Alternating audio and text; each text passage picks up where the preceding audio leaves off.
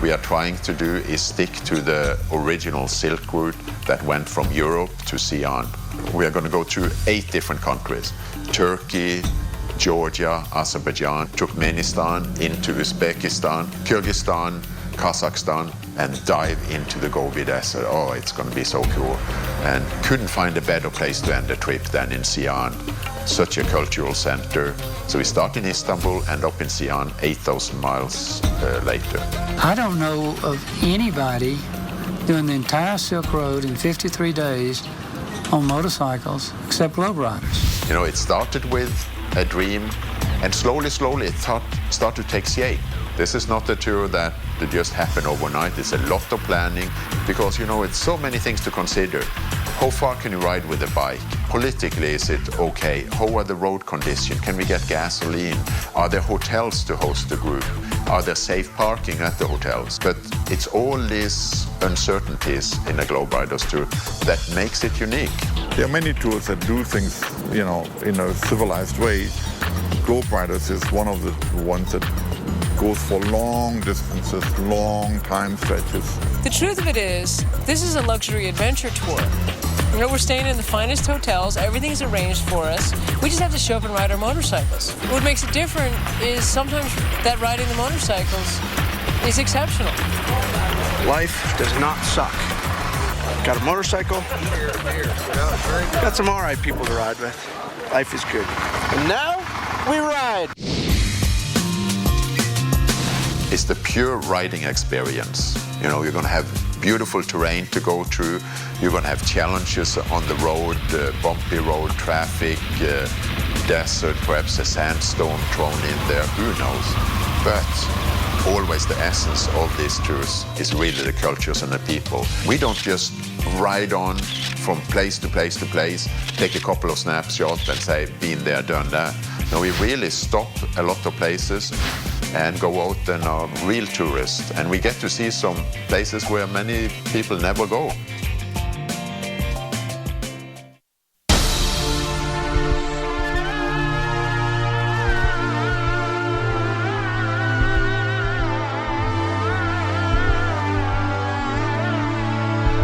One of the advantages of a motorcycle is as you go through a country, you feel more part of the fabric of that country.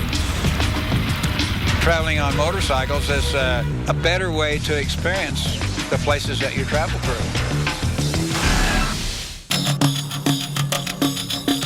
When I decided to do this trip, a lot of my friends and family were like, at first, just like, hey, why are you doing something like that? But then telling them where I was going and what countries going through and the part of the world we were going through, a lot of them really didn't understand it in respect to the timeliness of what's going on in Iraq, what's going on in Afghanistan, what's going on in Iran.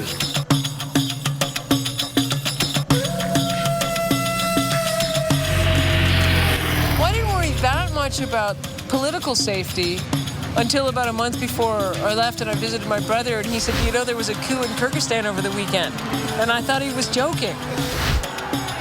And I've been a little nervous about the reports and stuff because you don't want to take a group into a political situation, but it's very calm, no, it's okay. And for some reason, if there should be a problem, we can navigate around all of this. This is an adventure, and so you take some risk to do it in the first place.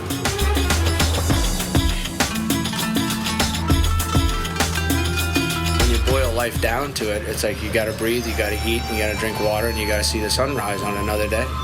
We add to it this idea of riding motorcycles, and it's the same thing. You know, you get up in the morning and you need to get through the day.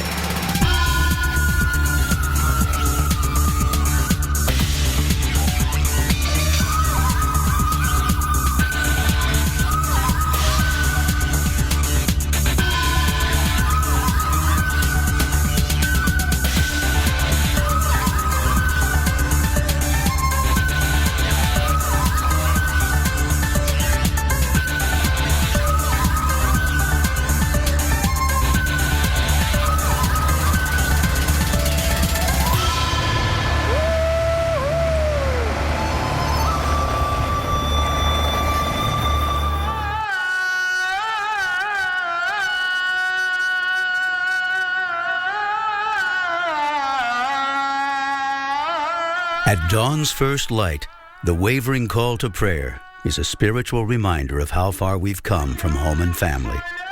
For the first part of this journey, that sound will be a constant companion. We begin here at the port of Istanbul with a shipping container that was sent more than 2 months ago from the United States. I've been so much work just preparing for this tour and so much anticipation, not a lot, but some fear about things not working out, like the container not arriving, the bikes being damaged in the container. So the first big relief was sitting on the airplane. Second relief was when the container was opened and see everything was perfect. Oh, there are bikes in there. The cargo, 18 motorcycles.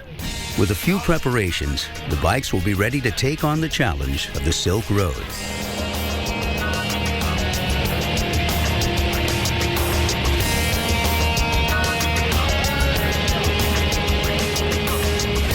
We don't provide bikes. We don't rent bikes. People ask us all the time about that. No, you have to have your own bike. And it's really important because it takes a lot to set up a bike to get it the way you want it, with the panniers, with your luggage system, and so on and so forth. And I also am a firm believer in that if you have a rental, you say, oh, it's just a rental. You don't take as good care of it. If it's your own bike, you have a lot of pride and keeping it up, and you really need to do that on such a hard trip. We don't impose on anybody to take a specific bike, except we do have guidelines. Bring a GS-style bike. And if you don't know what that is, basically it has to have wide handlebars to be able to handle it through adverse terrain. It has to have spoked rims. You also have to have a bike with a decent fuel capacity so you can go long distances. So a street bike we just purely don't take on this trip. Well, that doesn't sound too strong, did it? You got your gas on? Yeah!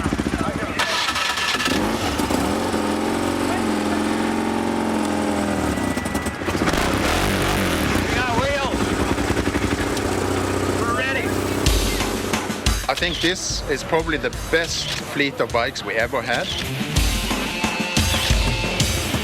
The oldest bike is from 1981. The newest is from 2005. There are 4 of the latest 1200 GSs. I'm very excited to see how it's all going to work out. I know the old bikes are going to make it. They are the proven ones. Little skeptical to the new one, but I'm crossing my finger and looking forward to see that it all works out.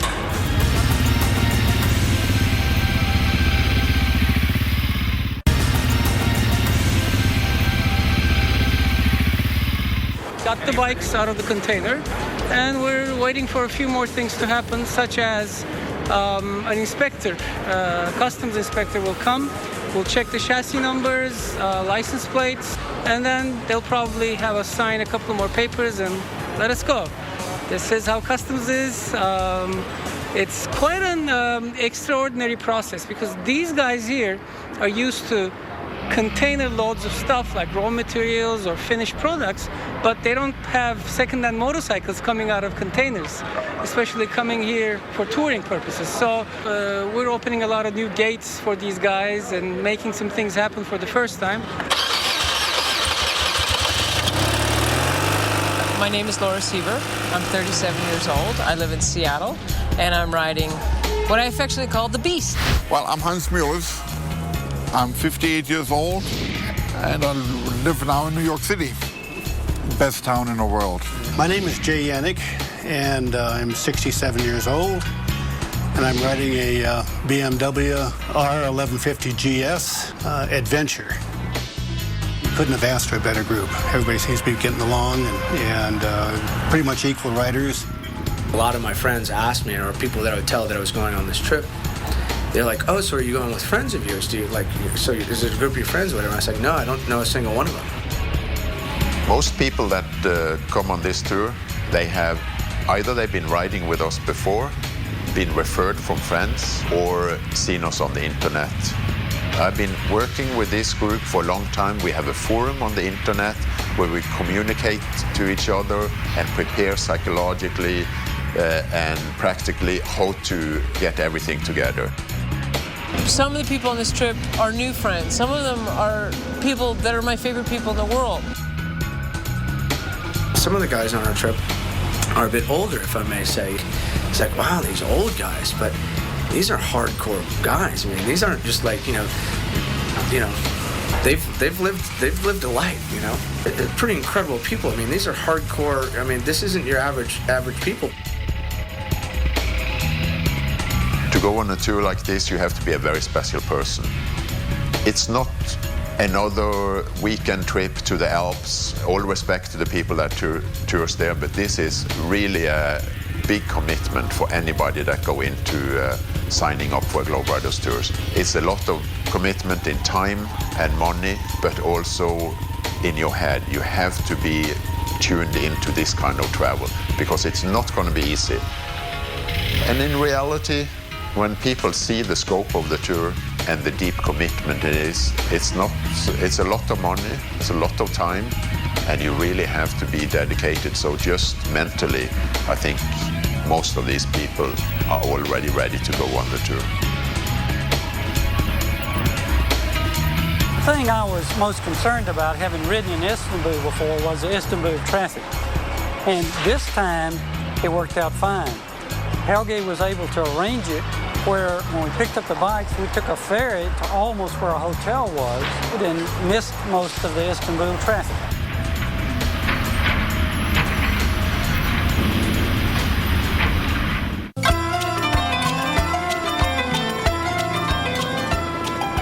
On the other side of the water, Asia. On this side, Europe. Since the beginning of time, it has been one of the busiest and most important waterways in the world. The Bosphorus Straits, a channel 20 miles long that connects the Black Sea to the Sea of Marmara and the Mediterranean. The water buzzes with commerce traveling through the straits. Ships and oil tankers, local fishing and passenger boats, a great introduction to Istanbul.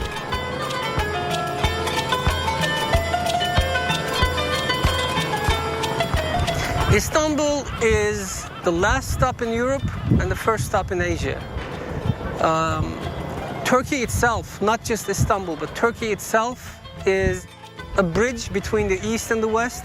And by the way, Istanbul is a unique city in a sense that it is the only city in the world that is located on two continents, Asia and Europe. Istanbul was the western terminus of the old Silk Road and the end of the journey for many. Today, it's a thriving metropolitan jewel where the East meets the West and the starting point for our journey. A short ferry ride from the port brings us to our base camp for a day of explorations.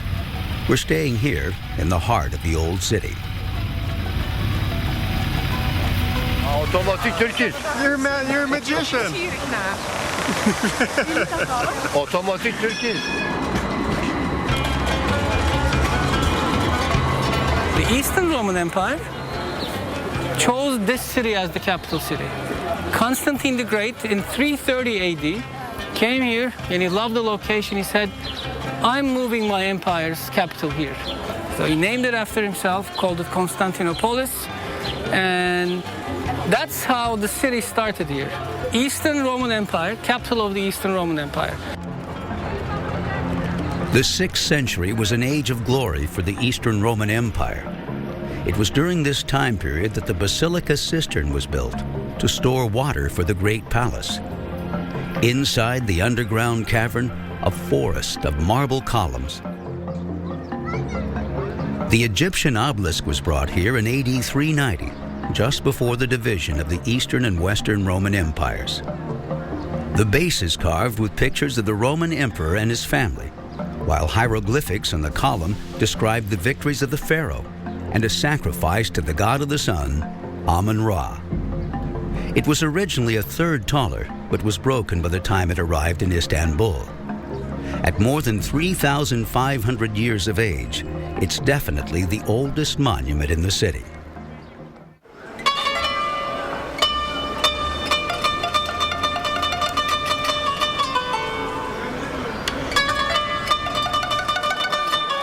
Istanbul's Grand Bazaar is as vibrant and exciting as it ever was.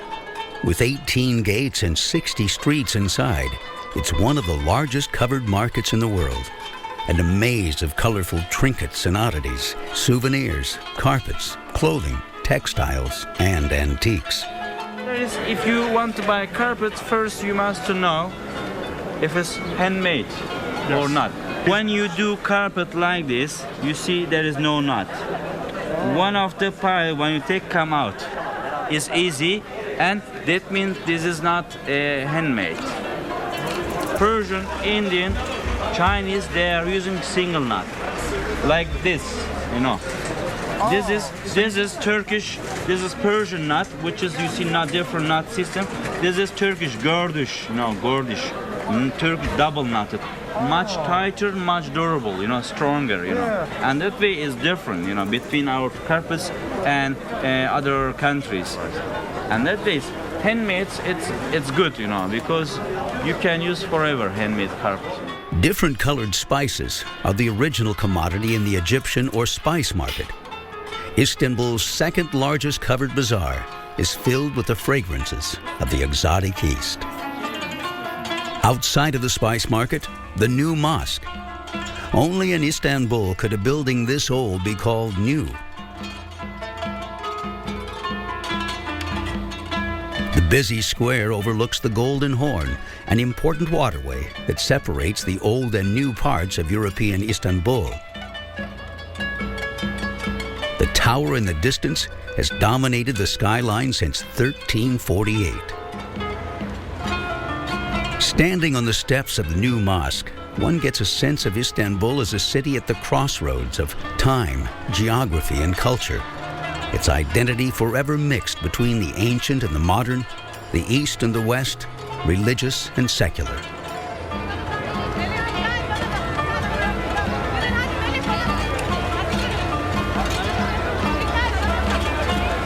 Istanbul is still the commercial, historic, and cultural center of Turkey, and its contradictions are most felt here in its heart.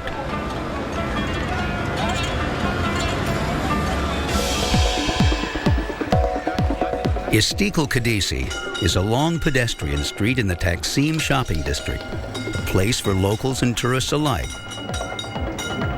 The old tram cars shuttle up and down the hills past luxury boutiques, fashion houses, cafes, restaurants, and theaters. The street ends in Taksim Square, a huge open plaza and hub of modern Istanbul.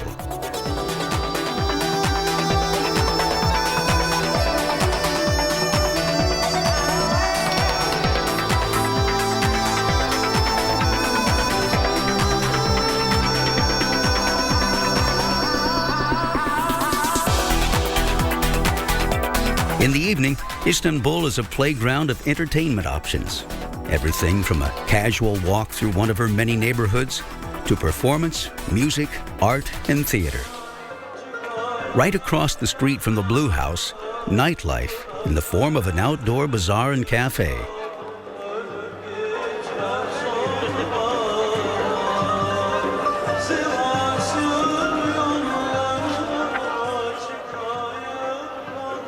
The only thing that rivals the popularity of a hookah is the backgammon board.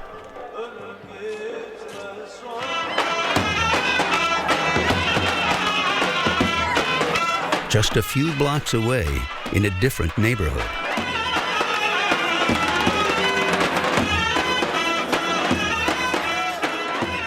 The city has a long history of harboring European gypsies, and an annual festival of gypsy music takes place here each spring.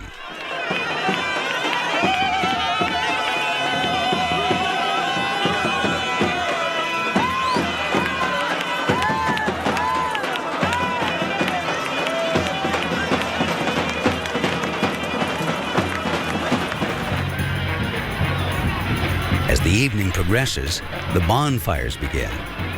One by one, the superstitious spectators jump through the sparks, looking to add a little luck or love to their lives. It's a celebration that goes on well into the evening.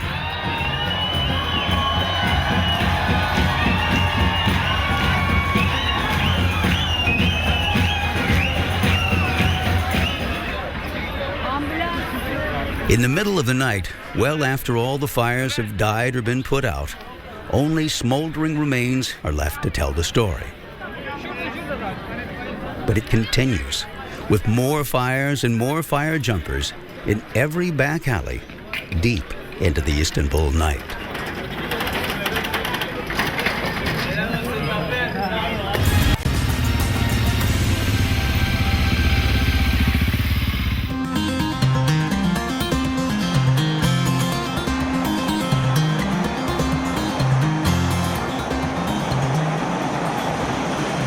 The next morning at 7 a.m., it's time to ride. After sending the last email to family and friends back home, we leave the Blue House and begin the big ride to Xi'an. We have 8,000 miles to ride and 50 days to do it in. Along the way, anything can happen, and probably will.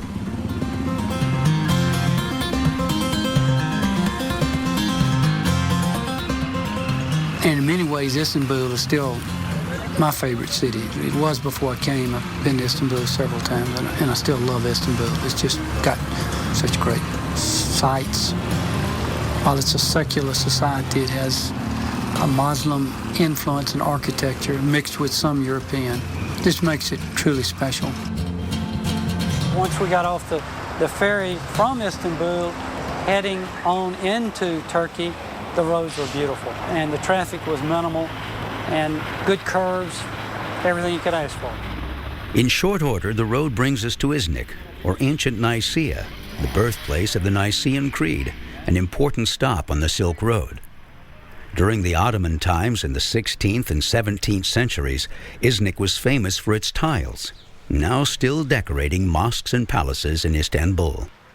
This tile workshop rediscovered the process of production and has started to reproduce tiles using the traditional techniques. Iznik has been famous for its tiles in the 16th and 17th centuries, and all these imperial mosques and palaces that were built for the sultans in Istanbul and other cities were all decorated by these beautiful tiles that were exquisitely and exclusively produced for the sultan and his relatives and friends. About 10 years ago, these people here, they're all professors, and they know the science of tile making. They decided to establish a foundation to reproduce these tiles based on the original techniques. So they've done lots of readings, they've excavated in kilns, they've analyzed the chemical structure of these dyes and all the minerals that they've used back in the Ottoman times, and they've come really close to the real thing. One of the ways to distinguish a real Iznik tile is the white, actually. They call it the white of the eye. It's sort of about the same tone in terms of its whiteness. So if you've got an eye and if you've been looking at it and appreciating the beauty of Iznik, you can actually tell them apart, especially from the colors, obviously.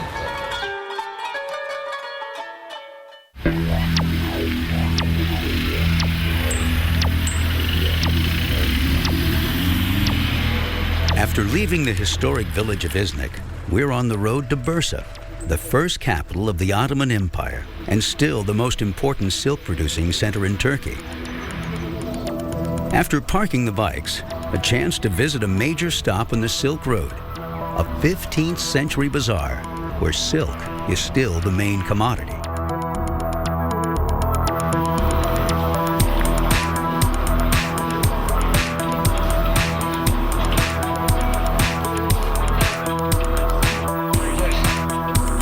Different kinds of silk do you have? We have three kinds. This is crepe silk. The more shining one is satin silk. I don't know if you can see it. And the last one, this is thin silk. This is called voile, but I don't know in English. This is thin. In the morning, preparations for the day's ride. Up, into the bathroom, contacts, teeth brush, get dressed, pack the bag, get everything together, one last check, down to the bikes, uncover it, put the cover away, put everything on the bike, go in, breakfast, back out, fuss around, and wait to go. See, this whole area is really nice and scenic. I definitely recommend it. Maps are a big part of any GlobeRiders adventure, and everyone has a map book with the day-to-day information needed to get us to our next location. We're also navigating by satellites, and everyone has a GPS on their bike. Well, the beauty of this kind of trip, and you send them off in the morning and you meet at night at the hotel. So basically in the morning we do a little briefing, you set up your GPS, and then we just take off. And the reason we can do that and feel good about it is that we have coordinates, we have waypoints along the way, so we actually have a route. We teach people to use their GPS if they can't use it. And if you feel uncertain, you will tag on to a guide or even with a chase vehicle. I think people that ride motorcycles automatically know when they get on a motorcycle they have to be more alert than when they get in their car or pickup truck. You can't ride down the road on your bike and drink a cup of coffee and listen to the stereo and etc. You won't fall asleep riding on a motorcycle. If you do, it'll only be once. People buddy up with different friends. You know, some have different riding styles. You find out who is good for you. And usually we encourage people not to ride more than 2 or 3 together. Others say, no, I'm going to use this day. This is so beautiful. I'm going to stop every 5 minutes, take pictures, meet the locals. It's entirely up to yourself. This is Central Anatolia, the Turkish heartland. Our route avoids the sprawling suburbs of Ankara by traveling the back roads through small Turkish towns and villages. A gritty industrial steel mill outside of Safranbolu does little to announce our arrival at this UNESCO World Heritage Site.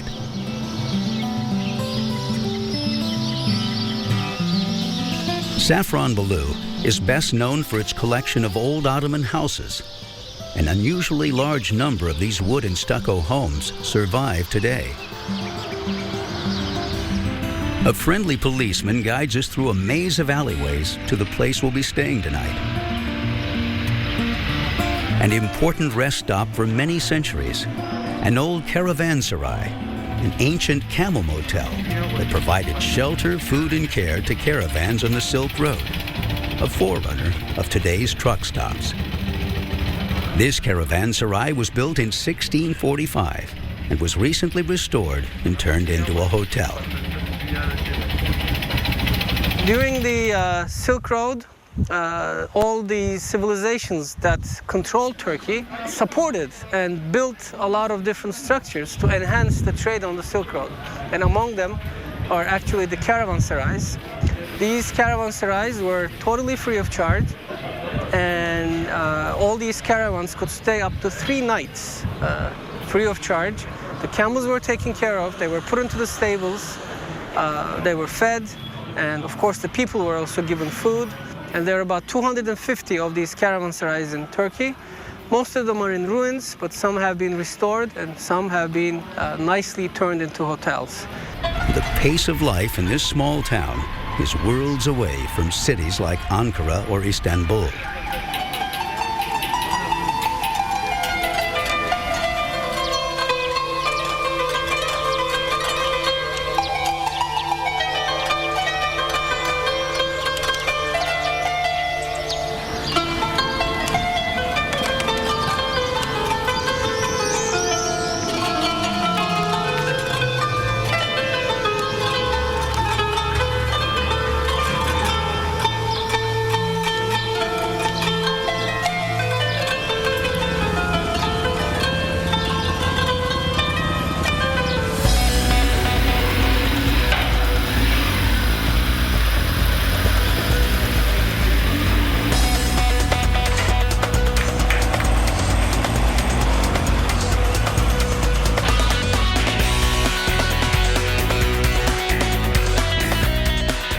On day 6 of the Silk Road adventure, we get an early start and head south across the plains of central Anatolia, once again bypassing the congestion of Ankara to the west.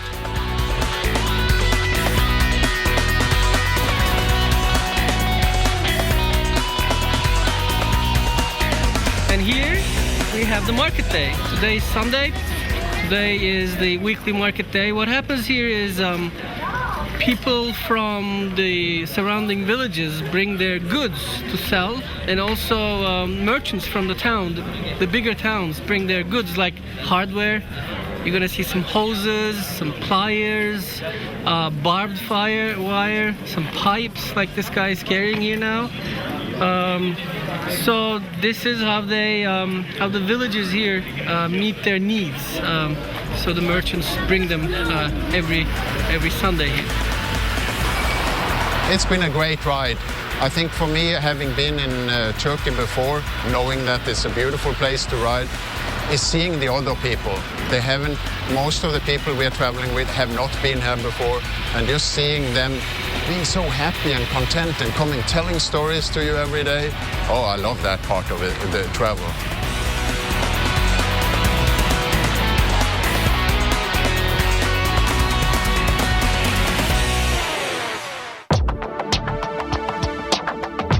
For millions of years, 3 large volcanoes on the central Anatolian plateau erupted and spewed hot volcanic ash over the region. After centuries of erosion by wind and rain, a strange landscape of fairy chimneys and pinnacles was born. But it wasn't just nature that carved the rocks. Early inhabitants dug out homes, churches, and entire cities in the soft rock. This is Cappadocia, a region in the heart of Turkey. The striking landscape is beautiful scenery for a motorcycle adventure. And on the 3rd day of riding, we arrive at this crossroads of the ancient Silk Road. Our destination is Urgup, a small city in a steep valley. Our accommodations, a cave hotel.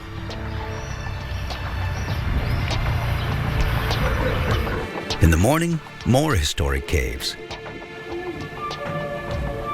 This is the Kaymaklı underground city that was carved out of the soft volcanic rock, mainly to provide shelter during times of attack and siege. And it was used many times in history, and now it's open to visitors. So we're gonna walk down 9 stories down and crouch down a little bit, go through tunnels. So if you have stiff knees, let me know.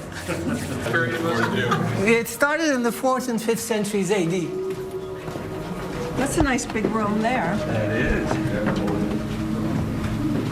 To see Cappadocia's famous painted cave churches, the Gourmet Open Air Museum has the best collection of elaborate Byzantine frescoes. It's quite interesting because this church looks like it's a real proper church, but remember, all these churches are carved out of the rock, and therefore these 4 columns have no structural function.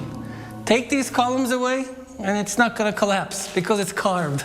So the people who carved these churches way back in the 9th and 10th centuries wanted to make it look like a proper church. Perhaps they were inspiring to those grand churches like Hagia Sophia in Istanbul.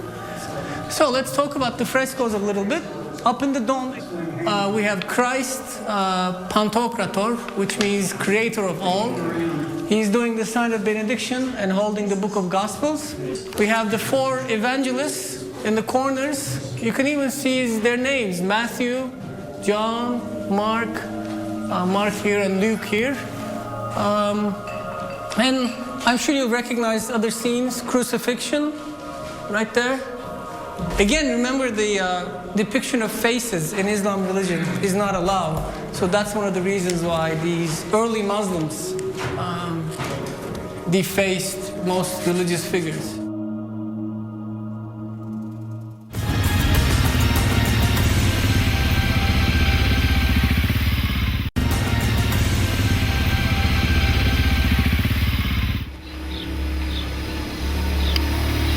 In the beginning, I think the biggest challenge was to read and get the dynamics of the group, just seeing how people were going to interact, learn about people's daily struggle with their bike handling skills. There are some people that are weaker than other people. I feel like a mother many times, you know, I'm looking after my kids and trying to take care of them. When you have a big group of 17 bikers, 22 people all together, you have to have some ground rules. Because the least thing I want to see is that people build up resentments against each other. There's a lot of different personalities, and I feel that Sterling and me, we have to be like staff and watching and be mediators to get it to be a smooth engine running. The people you're with makes it a good ride. If it's smooth pavement, it'd be twisties. Consistent, smooth twisties makes it good. The adventure of taking off of a side road and just taking off and seeing where it leads. Some cases that just led us into cow paths and into nowhere, or into towns, or into farm, into pastures. So there is no one good road. It's just all an adventure. On day 8, we ride north across the central Anatolian plain towards Amasya, another stop on the Silk Route. On the way, we pass through Hattusas, the capital city of the Hittites, dating back to 1800 BC. The Hittites ruled in the Middle East for about 600 years. This was once a very powerful city with stone walls now in ruins.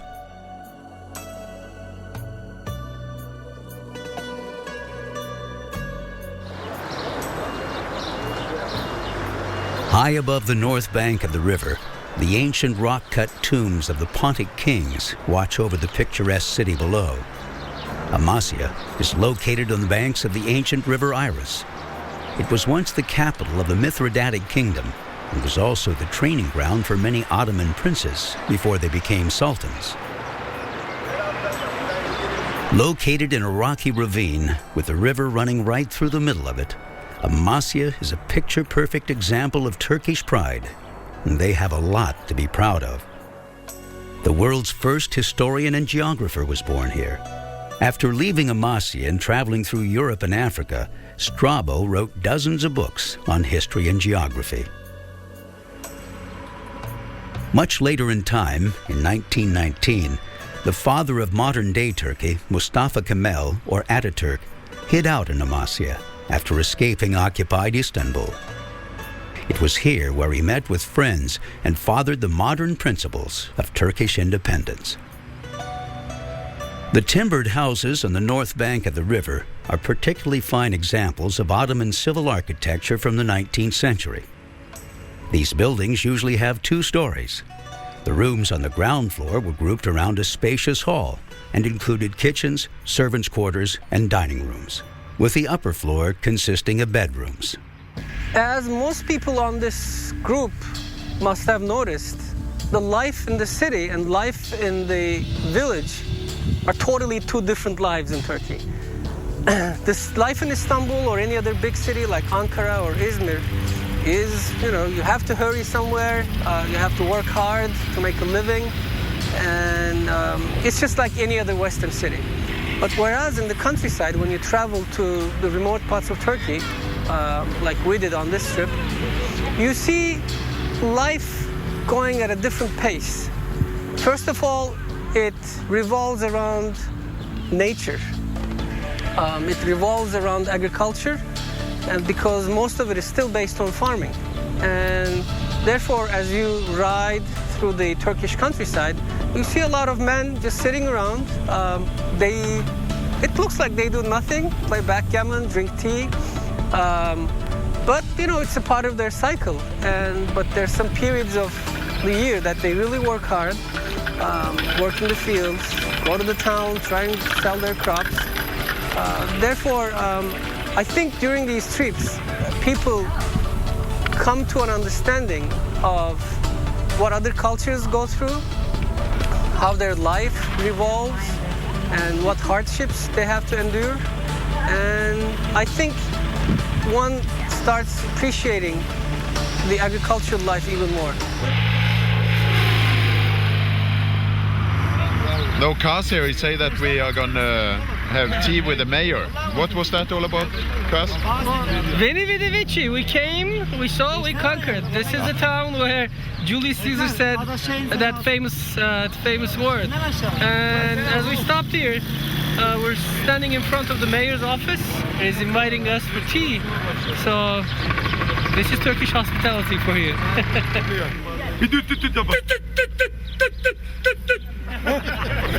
We are right now here in Sile, and we are going to go to Turhal, Tokat, and then Trabzon. Trabzon we sleep. Trabzon in hotel. Tomorrow to Batumi, Turkey. Bye, Turkey. Very sad. It's been a really good trip so far. I think one of the highlights has been meeting a lot of the local people in Turkey. Just some of the people are so friendly and they're so easy to meet. Like when we stop alongside the road, people come up and give us food and want to know where we're from, who we are, where we're going. Just a lot of questions and very interested in what we're doing. Another highlight was when we went through the Pontic Mountains. The Turkish Alps are just beautiful. Some of the most beautiful mountains I've ever seen. Good curvy roads and the scenery is just outstanding. You go from flat to mountainous. You've got roads which are okay. I'm not a real fan of gravel roads, but they were rideable when you would hit a section that was being constructed. But the mountains will look like those in the Appalachian, and then they'll look like the mountains in the Rockies as you get close to the Black Sea and up in elevation with snow top.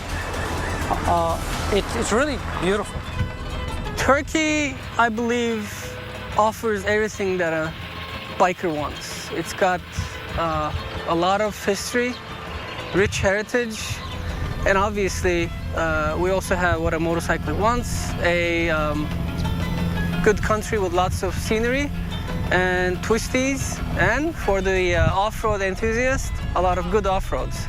And I think to top them all, I believe Turkey's best offer is its people.